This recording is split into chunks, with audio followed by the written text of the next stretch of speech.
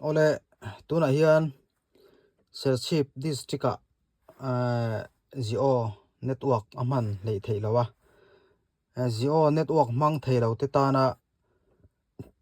zio incoming call le outgoing call man dan kan endoni tuna hian ti dan data ro chu kan mang thei lo mai theya kha kan la chiang chi lawa i android da chuanin zio mang tan android da chuan setting a in lu tanga i setting hi phone a zirin setting om na inang lo mai theya lai hian samsung a chuan kan pot thla he lai bara khan in setting a kan lut ta chuan connection a hian kan lu tanga chuan hei network a hian kan lut lenga chuan network operation a hian in kan lut lenga network operation automatic a in select hi kan off don ni kan off anga te khan manual in a zonga airtel a lo lan huna hian in airtel a hian in kan select ang network operation kha chuan tikhan airtel network ring khan in call po data po man the ni hi hei network airtel network ring khan in hian call incoming le outgoing kha a man the ani tikhan zio network chat chung chu lo ti turin kan hanin riat tir ani ati da kan thiam mo kan soi thaleang android ta chuan setting a kan lu tanga mo phone setting a kan lu tanga chuan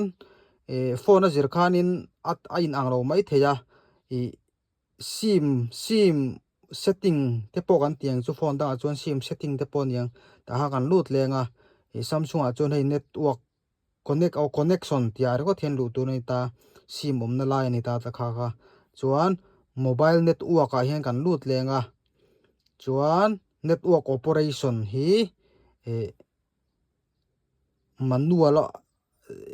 automatic a tam tak chu lo omanga di hian automatic a tam tak chu lo omanga alo om sang tam tak chu ti lo in lo om sanga kha network operator a in lu khan automatic alo om sa kha in off anga manual in danga chuan asars do ni he sars me ka network kha airtel lo langa airtel a khanin in select ang airtel lo lang tikhan man the don ani to in iOS iPhone mangte tan kan envet sinanga iPhone mangte tan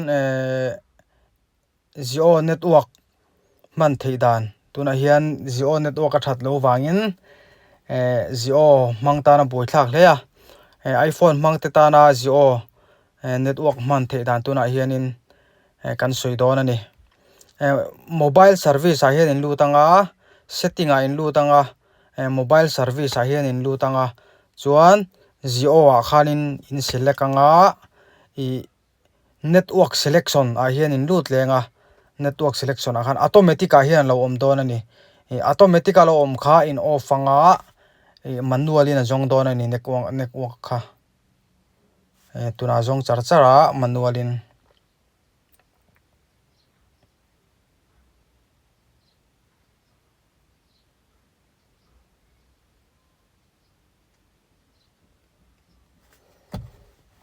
jong rei ve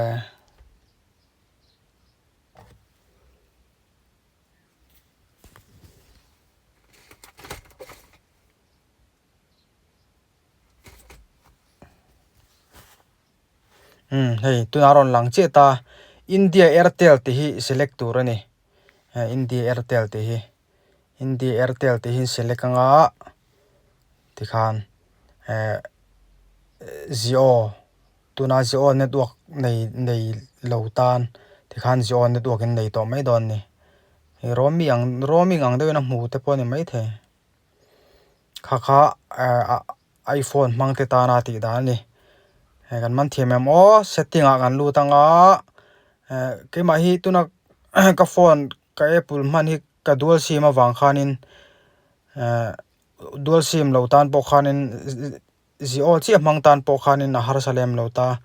setting a kan lu ta mobile service a kan lu ta chuan kan sim mana khan kan zu click liang hei ka dual awang khan Airtel le Jio ka mang ta Jio jok network ka nei lo wangin Jio wa ka tik ta hei network selection a hianin hei Jio network selection ti a hianin automatic a om kha off in manual in kan zonga India Airtel ti alo lan chuanin alo lan khanin India Airtel khat tik mai tur ni ti khan Jio